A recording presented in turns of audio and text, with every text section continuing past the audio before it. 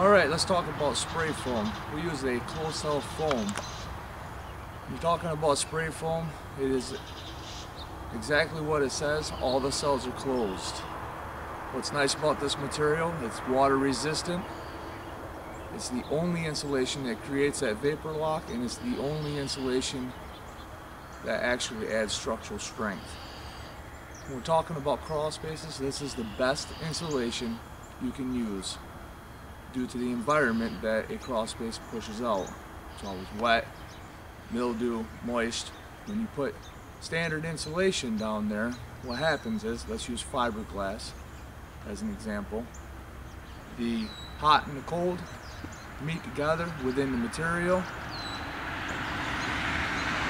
where there's air allowing it to condensate. That has to breathe, otherwise it will condensate and never dry, and you'll have problems later in the future. Let's talk about the board, insulation board, the 2-inch board.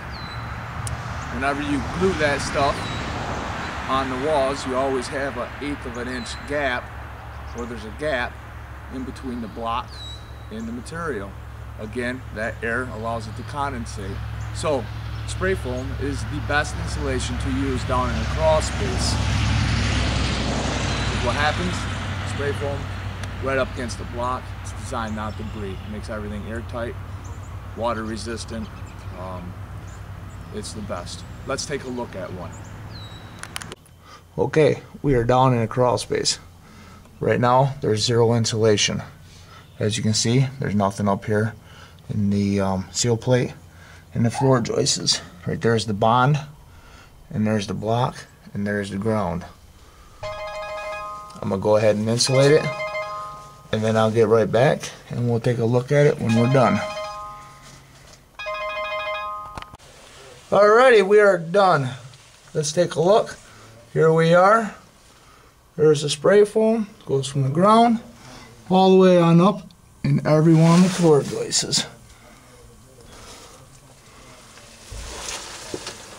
As you can see, there's the ground.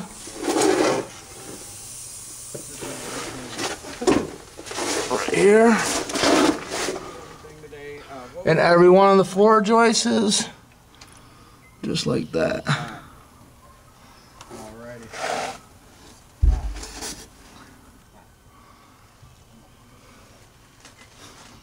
From the floor,